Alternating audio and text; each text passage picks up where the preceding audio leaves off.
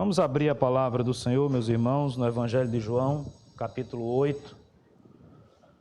Antes da leitura, convido as crianças para seguirem as professoras.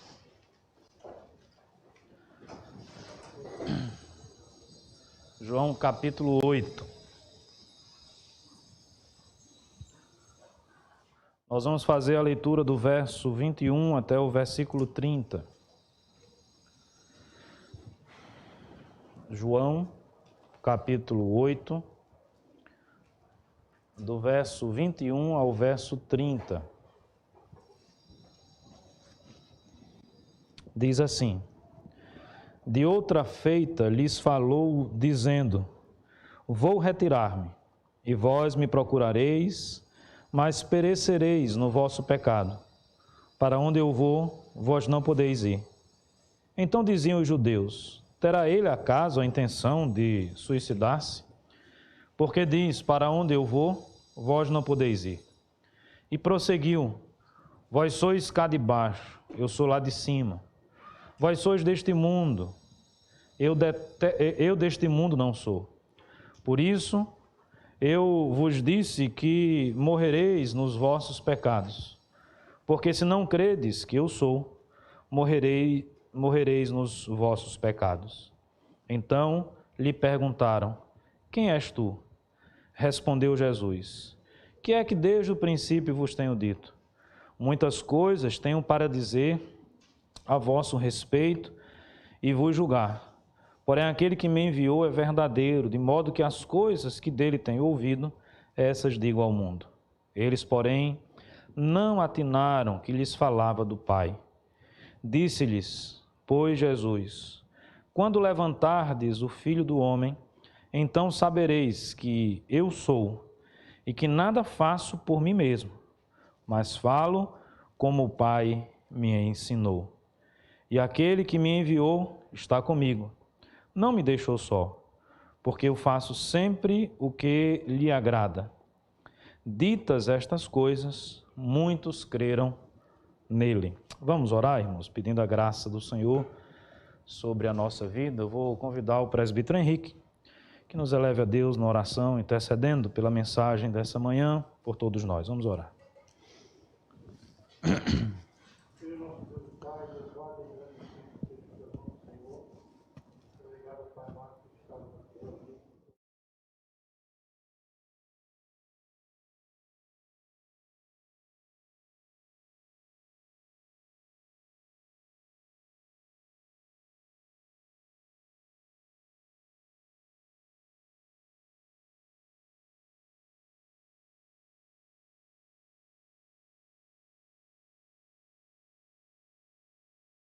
Amém, amém. Meus amados irmãos, rapidamente nos relembrando aqui do contexto imediato, do momento em que Jesus fala essas palavras, né?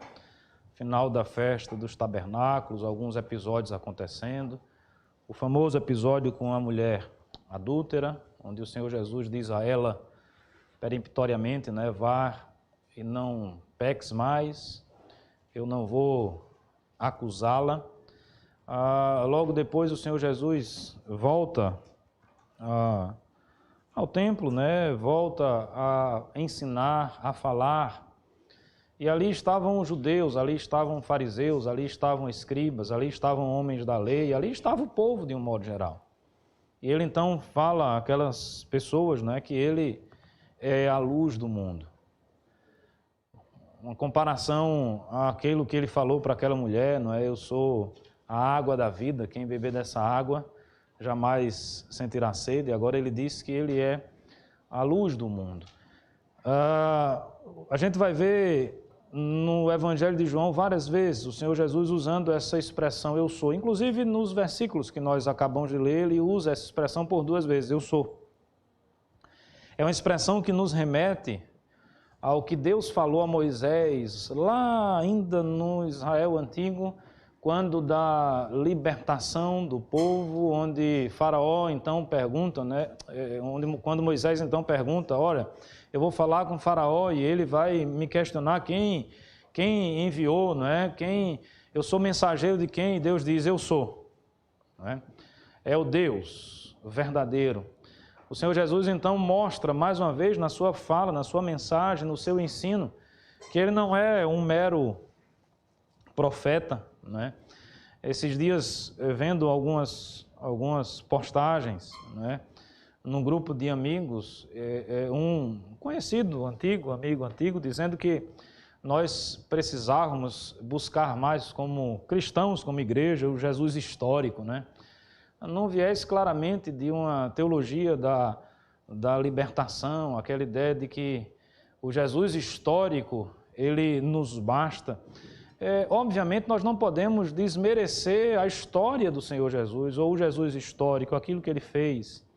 Mas o Jesus histórico, que é esse que está falando aqui, não é um fantasma, não é alguém que não viveu entre nós, mas é o verbo que se fez carne. O Jesus histórico é o verbo que se fez carne. O Jesus histórico é o verbo que habitou entre nós, que tabernaculou entre nós. E esse Jesus histórico diz que ele é mais do que o Jesus histórico.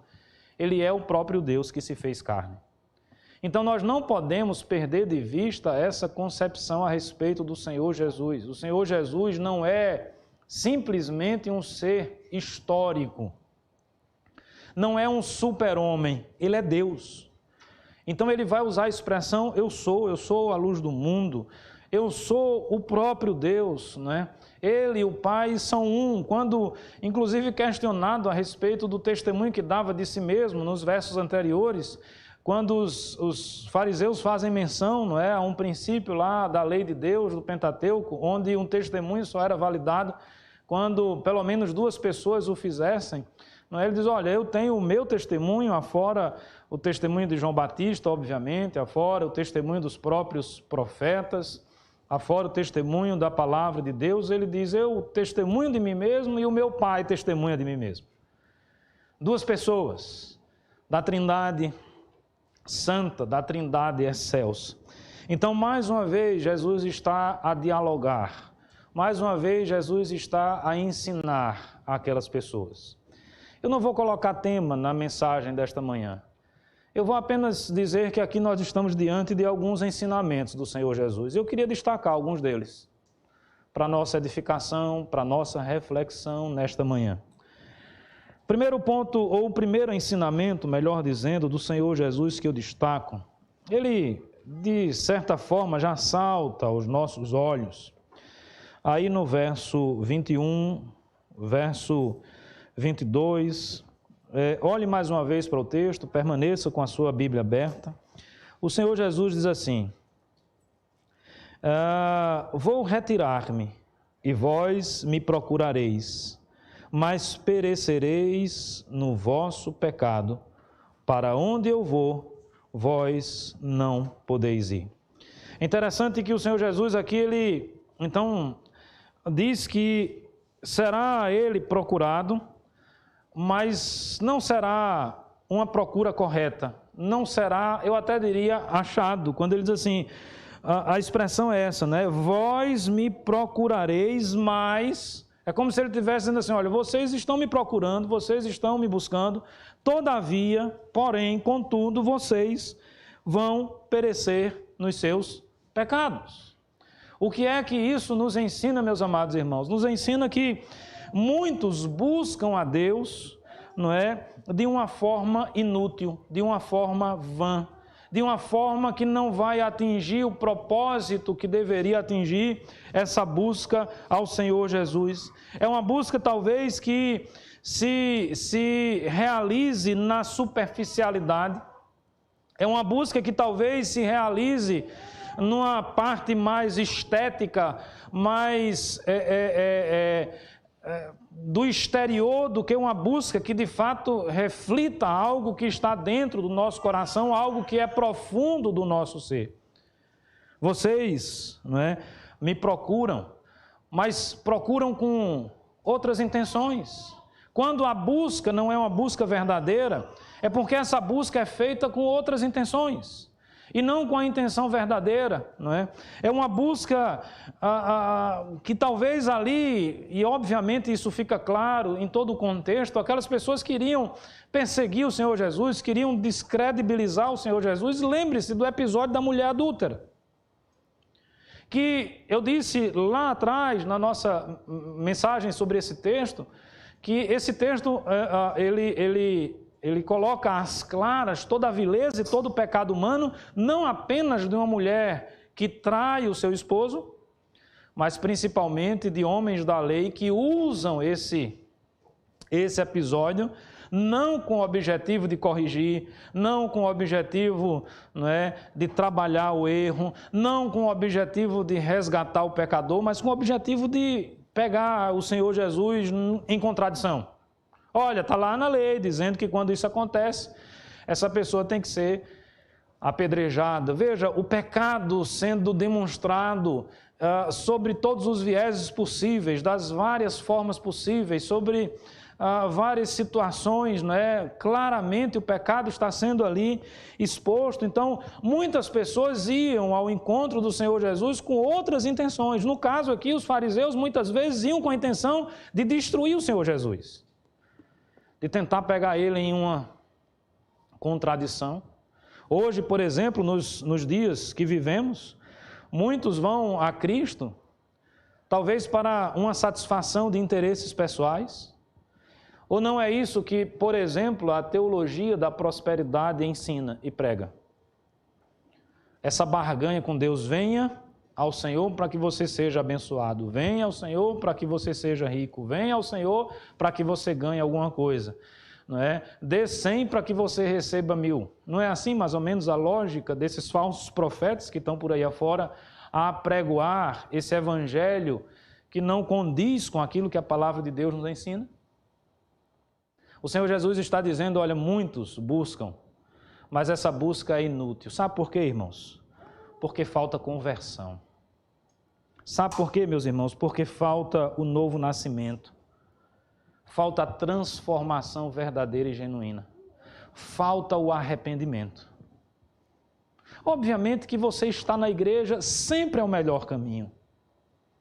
Eu jamais posso imaginar e incentivar, orientar alguém que não vem à igreja.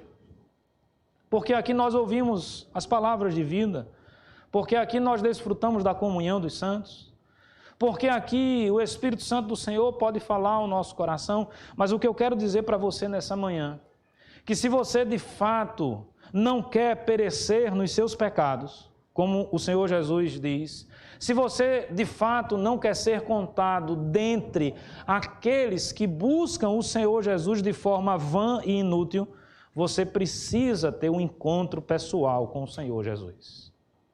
Você precisa de transformação na sua vida. Você precisa de conversão sincera, verdadeira e genuína. Essa transformação, ela extrapola a parte estética, ela vai no âmago, ela é profunda, ela é pessoal, ela é transformadora no nosso coração e na nossa mente. Será que você pode ser contado dentre aqueles que buscam o Senhor Jesus de forma verdadeira? Provérbios, capítulo 1, verso 28 e 29, diz assim: então me invocarão, mas eu não responderei. Procurar-me-ão, porém não me hão de achar, porquanto aborreceram o conhecimento e não preferiram o temor do Senhor. Essa é uma realidade que às vezes aflige a vida, o coração, a mente de muitas pessoas que estão talvez até nas fileiras das nossas igrejas. Elas aborrecem o pleno conhecimento de Deus. Elas não têm mais, parece que não tem mais o temor de Deus no seu coração. Meus amados irmãos, quando as pessoas pecam deliberadamente, quando as pessoas agem com um fingimento, com uma hipocrisia assustadora muitas vezes, eu pergunto: aonde está o temor de Deus no coração dessas pessoas? Pessoas que muitas vezes se na igreja estão, agem de uma forma, falam de uma forma, se dentro dos seus lares, na presença dos seus pais, da sua esposa, do seu esposo, falam de um jeito, agem de uma forma, mas às escondidas e alguns até cinicamente às claras, seja nas suas relações de amizade, seja no seu comportamento, agem sem o menor pudor, agem sem o menor temor de Deus no seu coração.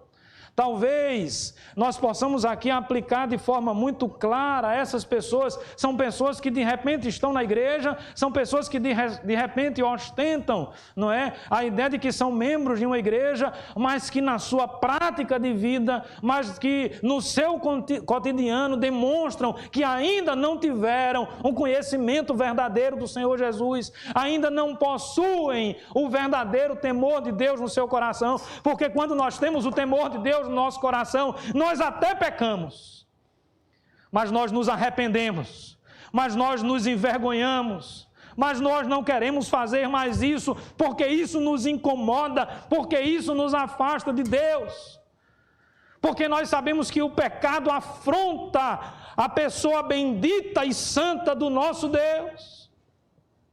Na realidade, quando nós olhamos as falas desses homens aqui, de fato não há nenhum temor, além da ignorância, da falta do conhecimento, que demonstra mais uma vez essa busca pela busca, essa busca inútil, essa busca que é vã, sem propósito real, verdadeiro.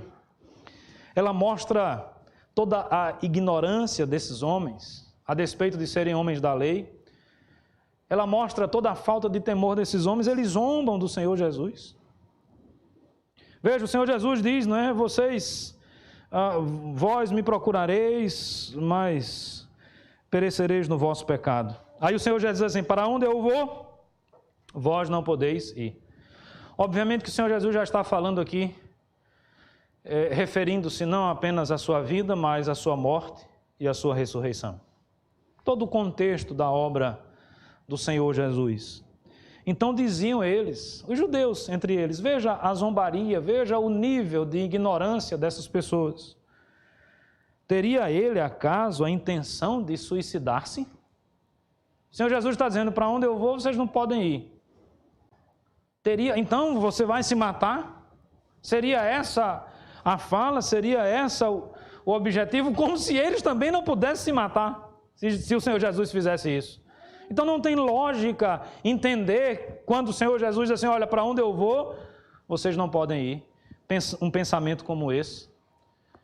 O Senhor Jesus então lhes responde de uma forma brilhante, lhes responde de uma forma profunda, infelizmente a ignorância daqueles homens, que ainda não haviam sido iluminados por Cristo Jesus, a luz do mundo, por terem ainda os seus entendimentos tapados pela ignorância, por serem pessoas que não compreendiam o ensinamento de Cristo, o Evangelho, eles não conseguem compreender, não conseguem discernir. Mas aí o Senhor Jesus responde a eles dizendo, vocês são daqui de baixo. Geena ou Geena é a palavra utilizada aqui no original, que não apenas nos remete a uma realidade humana, material, diferente daquela do Senhor Jesus, que é o Deus que se fez carne, que tem a sua origem nos céus, não apenas a sua origem humana, mas completamente tem a sua origem no céu. Essa expressão Geena também traz-nos a ideia de que, além de sermos, e a nossa realidade ser uma realidade meramente humana, é como se nós fôssemos ainda, ou aqueles homens que estavam ouvindo essa palavra do Senhor Jesus, pertencessem àquilo que existe de mais baixo dentro dessa realidade humana. O lugar dos mortos, aquilo que não tem vida, não é? Infelizmente, essa tem sido a opção de muitas pessoas. A opção daquilo que é baixo, a opção daquilo que não tem valor intrínseco nenhum. Eu não sou especialista, mas na história da arte. A história da arte, por exemplo, ela reflete Essa busca do ser humano por aquilo que é baixo. Esse enaltecimento daquilo que não tem valor, daquilo que é escória, daquilo que é lugar de mortos. Não é a história da arte, a história, de um modo geral, tem refletido essa busca ou esse caminhar da humanidade para os lugares mais vis e mais baixos daquilo que a humanidade pode desenvolver. Quando nós falávamos de arte há séculos atrás, nós falávamos de obras, né, que expressavam conceitos nobres, que expressavam beleza. A partir do início do século XX, a arte ela ganha um contorno extremamente esquisito. Hoje em dia nós vemos aí na televisão grupos, entre aspas, de artistas. Me permito usar essas expressões, mas só para que a gente entenda aonde o ser humano está chegando. Para que você não exalte isso. Nós vemos grupos de pessoas que se dizem, entre aspas, artistas, fazendo performance, que se resumem a urinar e defecar em público. É nisso que o ser humano está chegando. É nisso que essas expressões estão chegando.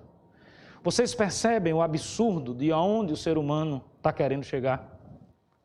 O ser humano que perdeu o temor de Deus no seu coração.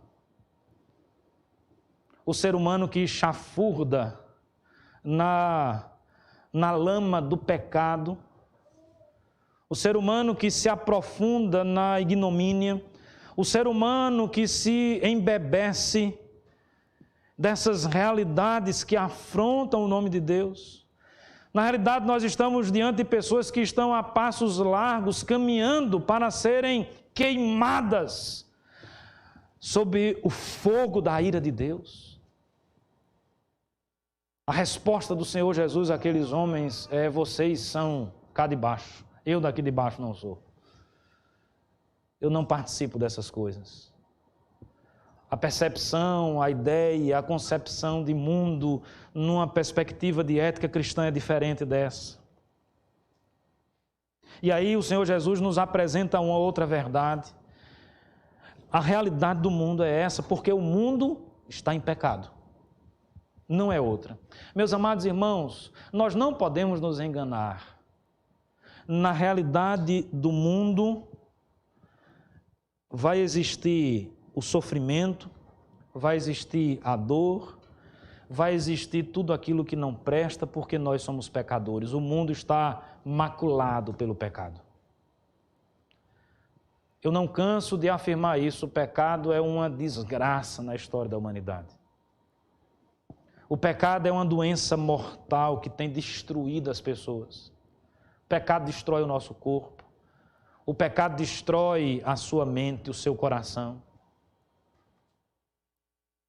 Um dia conversando com um amigo, ele falando de um colega de faculdade dele, que chegou na faculdade vindo da Assembleia de Deus, um menino crente, se vestia, não é, até mais de forma social, calça social, camisa social, sempre falando a respeito de Cristo, de Deus. E os anos se passaram naquela instituição e vozes foram sendo colocadas e a doutrinação foi violenta no coração daquele jovem. Para eu resumir a história, ele se abraçou com o mundo das drogas, abandonou a igreja, hoje é usuário de crack, destruiu a sua vida, vive como um zumbi.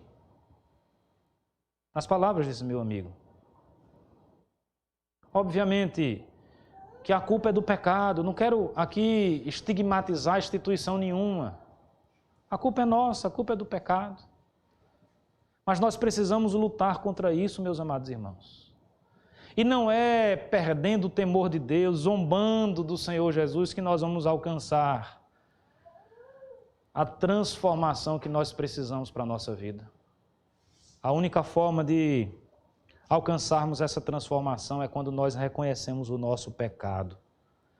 É quando nós nos colocamos no nosso devido lugar. É quando nós buscamos a Deus, não como quem tem o rei na barriga, mas como quem precisa de salvação.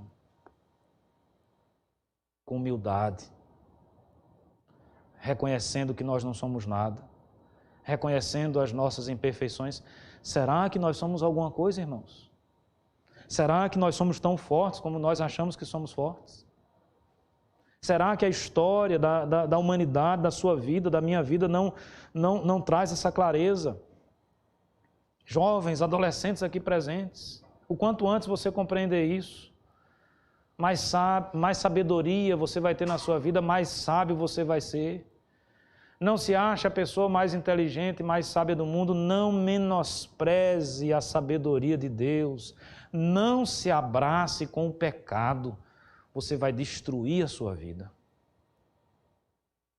O Senhor Jesus, Ele confronta aqueles homens. Vocês são deste mundo eu não sou. Por isso eu vos disse que morrereis nos vossos pecados, porque eles vão morrer nos seus pecados. E aí esse é o grande ensinamento, porque essas pessoas estão amando o mundo mais do que a Deus. E essa é a outra verdade que nós precisamos aprender do Senhor Jesus. A primeira é essa busca inútil que nós devemos largar. A segunda é que, apesar de vivermos nesse mundo, desse mundo nós não somos. Apesar de estarmos aqui, nós nunca podemos perder a concepção, a ideia de que nós somos peregrinos. Ah, meus irmãos, essa vida passa. Essa vida é choro, é sofrimento, é luta, é dificuldade. Não é assim que nós temos vivido os nossos dias.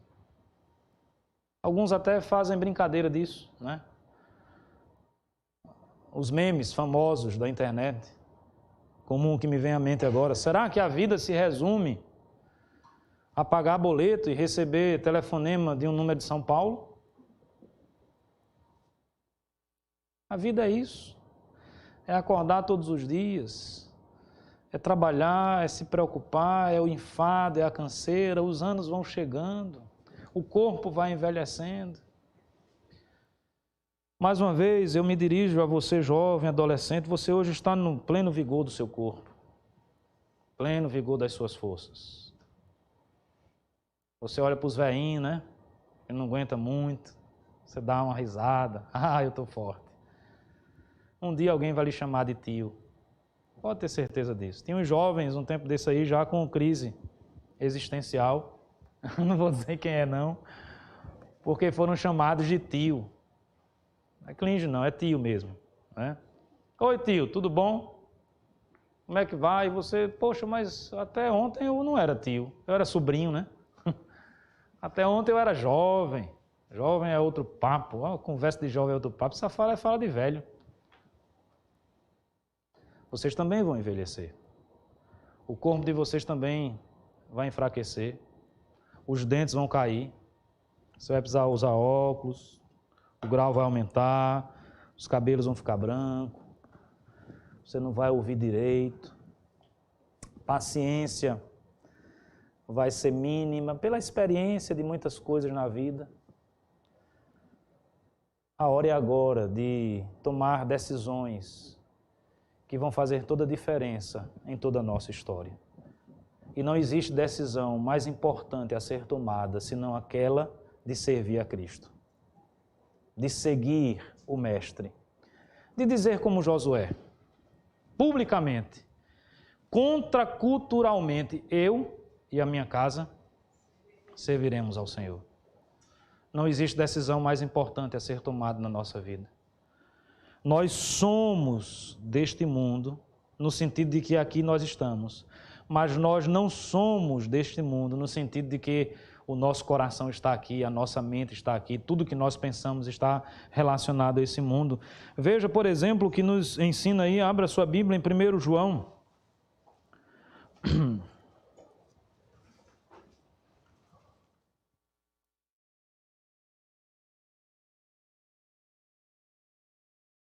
Capítulo 1,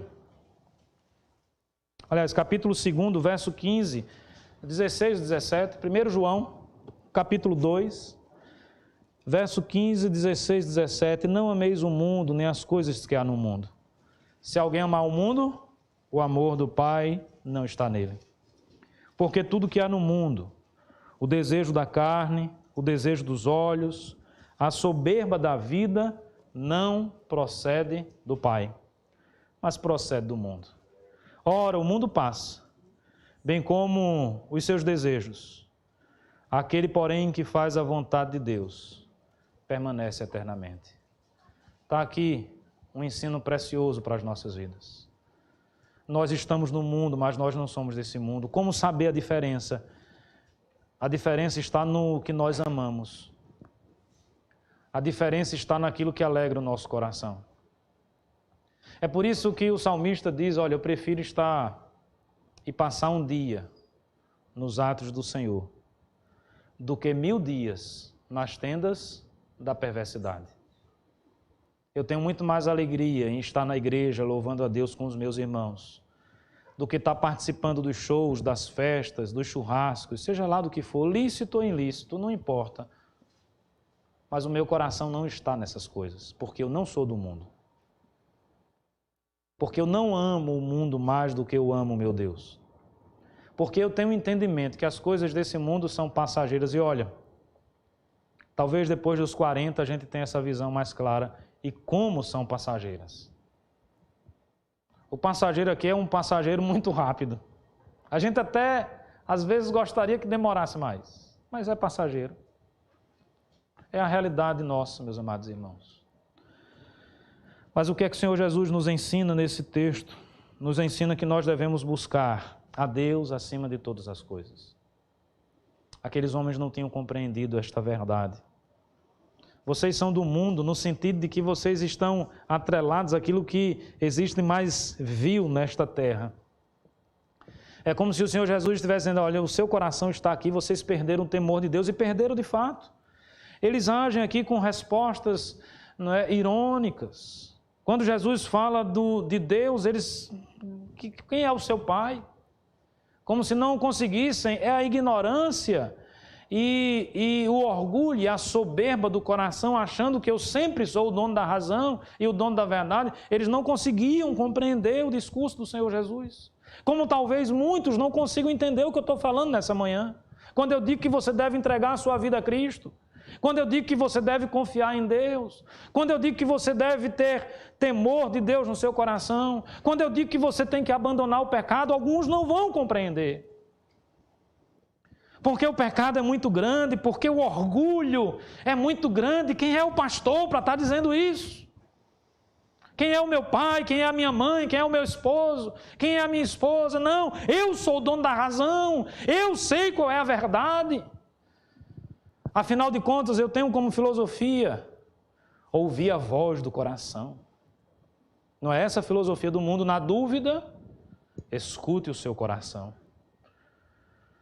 Coração pecaminoso, coração traiçoeiro, coração que nos engana, coração que nos leva, através dos seus desejos, a caminhos tortuosos, a nos chafurdarmos na lama do pecado. Imagina, lembra do pródigo, do filho? O filho pródigo ouviu a voz do seu coração. Onde ele foi parar, irmãos?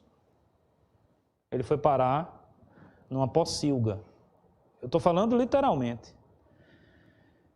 Desejando comer o que os porcos comiam. Vai atrás do teu coração para ver o final que te espera. Agora, no dia que você estiver comendo com os porcos, não queira colocar a culpa em A e B ou C.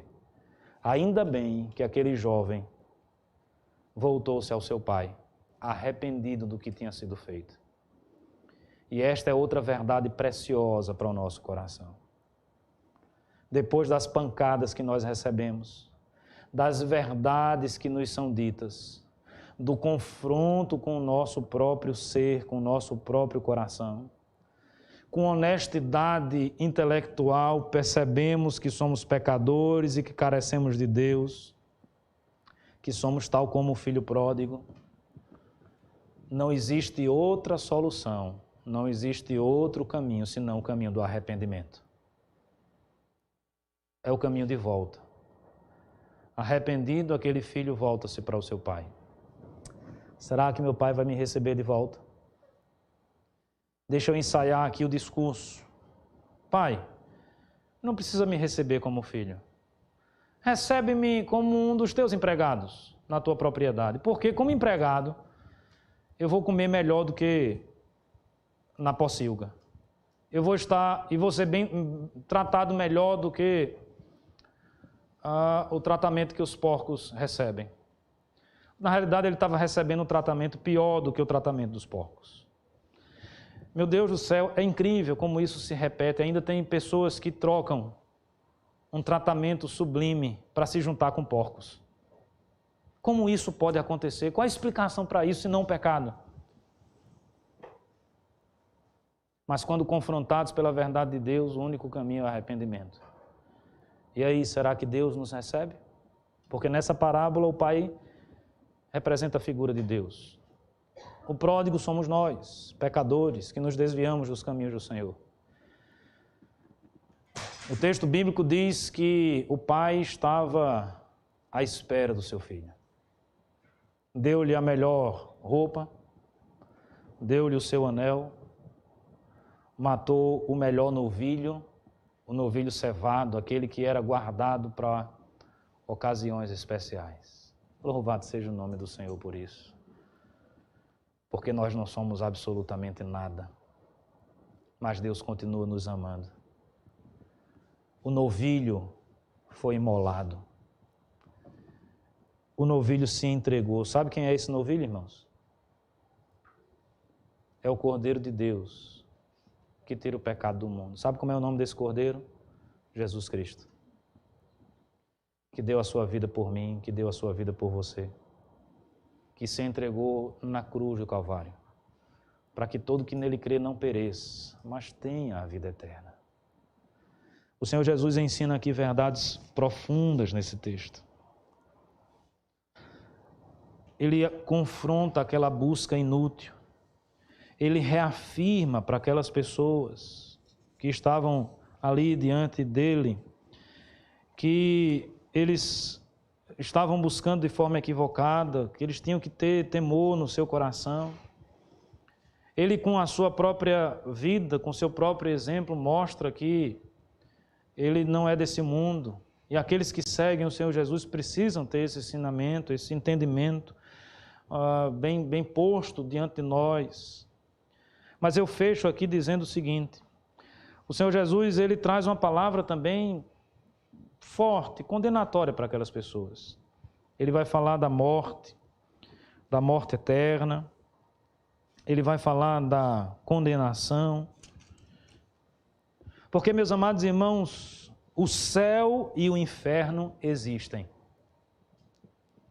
No mundo relativista que vivemos, no mundo pós-moderno que vivemos, no mundo de que as verdades pessoais equivalem e que não existem verdades absolutas, a tendência é dizer assim: olha, não existe essa história de inferno e de céu. Interessante que alguém também disse isso, há muito tempo atrás. Vocês querem saber onde nasceu essa filosofia? Nasceu lá no Éden. Sabe quem foi o professor? Satanás. Porque ele diz assim: não, certamente não morrerás. Pode comer, vocês vão ser conhecedores do bem e do mal, mas vocês não vão morrer. Deus tinha dito: se comer, morre. Certamente morrerás. O que é que Satanás diz? Não, não vai morrer. Satanás continua dizendo para você, para mim, para as pessoas onde não existe inferno não. E nesse mundo, não é, do politicamente correto, parece que essa minha fala, ou a fala da palavra de Deus a respeito do inferno, é uma fala ofensiva. Não vamos machucar os meninos não. Os meninos não aguentam. Olha, não tem inferno não. Tem só um lugar ruim. Agora sim, é um lugar ruim que pode ser bom. Vamos fazer troça disso, né? Vamos amenizar. Não. O inferno existe. O inferno é o sofrimento eterno. O inferno é a ausência eterna de Deus. Não existe lugar pior que você possa frequentar na sua vida. não queira ir para lá porque a coisa lá não é bonita. Não é porque eu fui não, é porque a palavra de Deus ensina isso. E o pior de tudo, no inferno não tem esse negócio de querer voltar, de querer resolver o problema, não tem recuperação, tá entendendo? Não tem a ré da recuperação e da recuperação, não tem a independência para você fazer no outro ano, não sei nem como é que chama hoje. Não tem essa história de passar sem ter feito a prova e sem ter alcançado com mérito. Não tem, no inferno não tem isso. Inferno é inferno. Inferno é sofrimento eterno. E é para lá que todos aqueles que não confessarem o nome do Senhor Jesus vão. Não tem outro destino. Não tem outro caminho. Não se engane, o inferno é real, o inferno existe, é o lago que arde com fogo e enxofre, é a ausência da bondade, é a ausência de Deus, é o sofrimento eterno, é algo que nós não podemos nos libertar por nós mesmos, não tem a possibilidade de uma segunda chance, não existe o purgatório. Não existe a antessala, onde nós vamos ficar ali, recorrendo aos santos ou a quem quer que seja, naquela imagem final do Alto da Compadecida, onde você vai dizer um versinho bonitinho e vai se livrar do fogo. Não, você não vai, eu não vou, nós não vamos nos livrar do inferno nessa concepção artística, poética. O inferno não é poesia. O inferno não é arte, o inferno é sofrimento, e sofrimento eterno. E a minha fala, de modo algum, ela se apresenta ofensiva, ao contrário. Porque a mensagem da Bíblia é a mensagem que está dizendo para mim e para você, tem jeito de você se livrar do inferno. Tem solução para você se livrar do inferno. A solução é Cristo Jesus.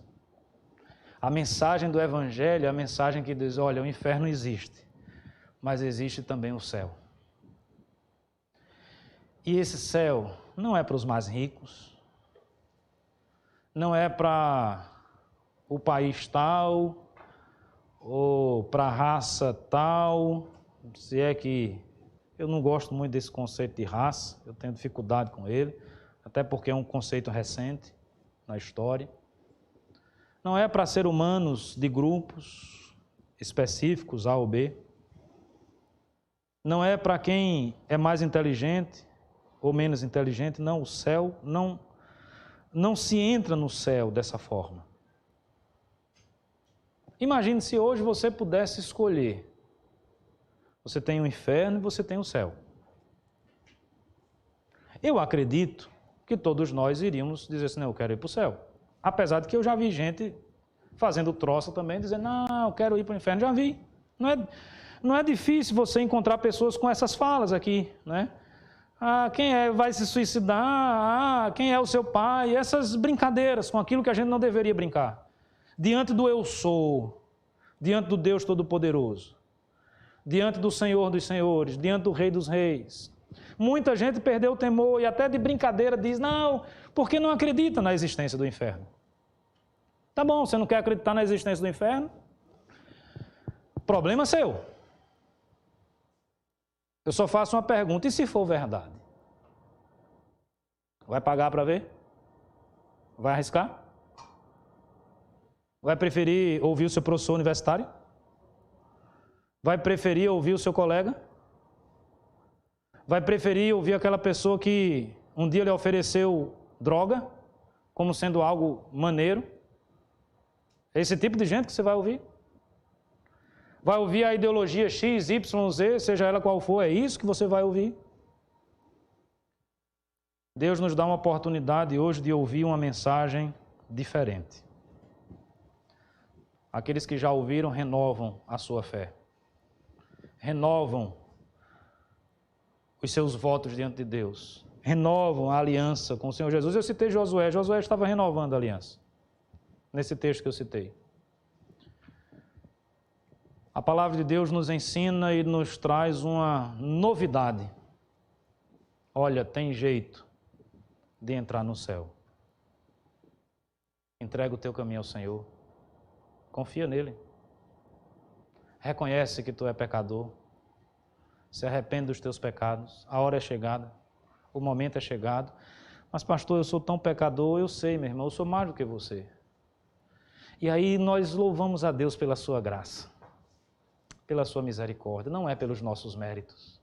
Eu não estou falando de mérito seu ou meu. Nós não temos mérito. Nós não temos mérito. Nesse caso, nós não vamos fazer uma boa prova. Mas a diferença é que a prova foi feita, mas não por nós. A diferença é que o preço foi pago, mas não por nós, porque nós não somos capazes de pagar esse preço. Quem pagou um preço foi o Senhor Jesus, e é isso que o Senhor Jesus está dizendo a esses homens. Ele está falando da sua morte, ele está falando da sua ressurreição. Ele, inclusive, diz que ele vai se entregar, é um ato dele. Ele se entregou por nós. Ele se doou por nós. Ele se deixou imolar, meu amado irmão. Cristo morreu por você. Cristo morreu por você, para que você não fosse para o inferno, para que você fosse para o céu. Mais claro do que isso eu não posso falar. Agora é preciso que você acredite em Cristo. É preciso que você entregue a sua vida a Cristo. É preciso que você reconheça que você é um pecador e que Cristo é o Salvador da sua vida. É preciso mudar a mentalidade, é preciso conversão, é preciso um novo nascimento. É preciso sair dessa busca sem futuro e inútil de uma religiosidade muitas vezes vazia para um encontro real, verdadeiro e sincero com o Senhor Jesus. Quando eu falo do Evangelho, eu falo de um encontro real. Eu falo de algo que é pessoal. Eu falo de algo que transformou o meu coração, a minha mente, a minha vida, que transformou a sua vida e pode transformar a sua vida verdadeiramente. A ponto de você lutar contra a correnteza, a ponto de você dizer, não, eu e minha casa nós vamos servir ao Senhor. Não importa o que os meus amigos digam, não importa qual é a tendência do momento, não importa o que ensinam as vãs filosofias, eu hoje tomo a decisão firme e verdadeira de entregar a minha vida ao Senhor Jesus e só a Ele servir. Eu, a minha casa e tudo que eu puder fazer para pregar essa palavra, tudo que eu puder fazer para anunciar essa mensagem, eu vou fazer. Eu quero ensinar, eu quero falar para os meus amigos, eu quero falar para a minha família, porque Cristo transformou a minha vida. Porque em Cristo, a realidade do inferno não existe mais. Eu não estou mais falando de morte eterna, eu não estou falando mais de sofrimento eterno.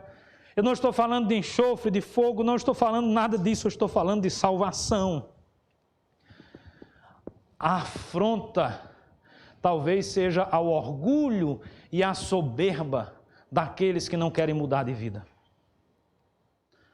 Mas a mensagem do Evangelho é a mensagem da esperança.